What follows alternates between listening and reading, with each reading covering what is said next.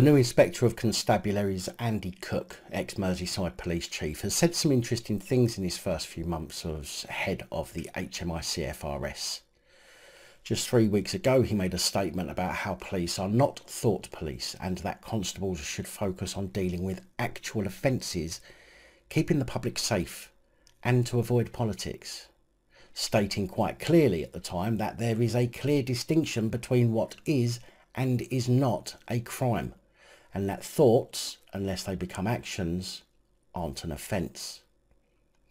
Pretty self-explanatory, I would have thought. I mean, we the public already know this, so why do the police need to be told? But now he has spoken out again, stating that police need to be more visible and attend every house burglary. Again, not exactly rocket science, but even junior school science projects seem too much for most police to cope with. Cooke has said that police officers need to be much more visible in their communities and focus on putting doors in to catch people in an effort to win back the trust of the public. Now, personally, I would like to see police putting more effort into investigating offences rather than putting doors in. The putting doors in should come after a thorough investigation and not before, so I don't see that as a priority here. Plus, let's be honest, we've seen times when they've put the wrong doors in. Also, he said that he would like to see a police officer based in every school again. Now, to be fair, when I was at school a long time ago, the school liaison officer was a decent bloke. Even when I did something naughty and got expelled, he was respectful and treated me decent. But the police of today, and after the third child in the Metropolitan Police's area being strip searched, with the number of strip searches of children I reported on recently, I certainly do not think it's a good idea. If we had a community beat Bobby, whose area included a school, then if there was an issue, the school could have a direct number for them and ask them to come in. They would be in the area and wouldn't take them long to get there. But to have narcissistic child bullies in schools permanently is definitely a bad idea. Andy Cooke said that prioritisation is really important. But at the moment, the focus, in my personal view, isn't necessarily on some of the right things. Neighbourhood policing isn't about walking down streets, kissing babies on the head and waving at shopkeepers. You've got to have an edge. The neighbourhood officers have got to be seen to be taking action against problems that are there, whether that's through problem solving, whether that's through putting doors in to catch people. It's not just about a PR job. It takes a resource to do it, but it's the building block for everything else. When I was a young officer, he said, the complexity was nothing like this. Most criminals lived within an arm's length of where you were working. And they still do, Andy, don't they?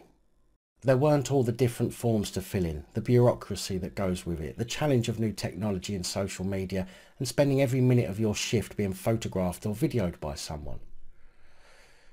Yeah, exactly how the public feel, being captured on some intelligence gathering device somewhere, and then when they're going to the shops, or an AMPR when they're driving to get their kids from school.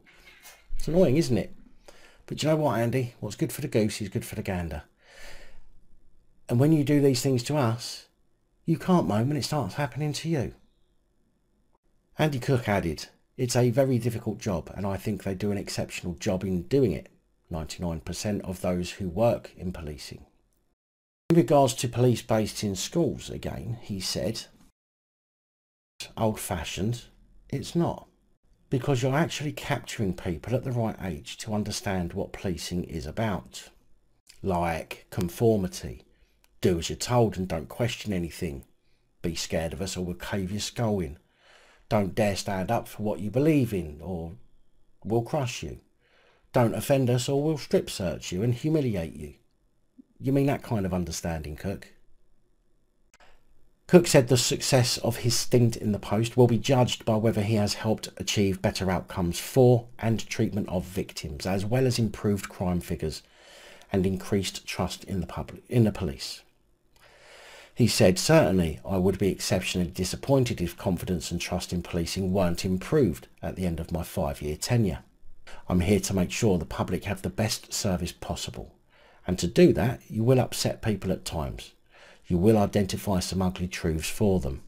But I think it's important, then, that you work with them to improve it. Well, I'll tell you something, Mr. Cooke. Talking is all well and good. It's what the last waste of time in your role did. Never did we hear of how HMICFRS stepped in and actually changed policy or told police how to act or respond.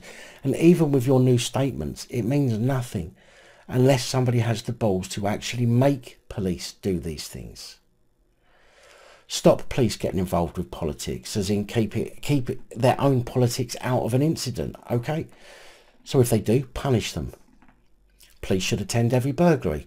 Okay, so give them targets that the public can actually get behind, not these so-called hate crime targets, which are based solely on somebody's feelings who gets upset because somebody doesn't share the same opinion as them. Unless we start to see these kind of changes, then your position as Inspector of Constabulary will be judged as piss poor, unless your position is judged by government rather than the public. Then it's safe to assume that your own views and actions are politically led and mean nothing to the normal member of the public. Let's see you take some decisive and meaningful action. Let's see you reach out to the public and ask for opinions. Let's see your decisions based on what the public really want and not what you think might make you look good and get you a pat on the head by Pretty Patel, who's already proven herself to be about as useful as a chocolate fireguard or as an ashtray on a motorbike. Put your money where your mouth is, Andy, and then maybe you could help scrape back some respect that's been lost by police becoming so politicised and corporate.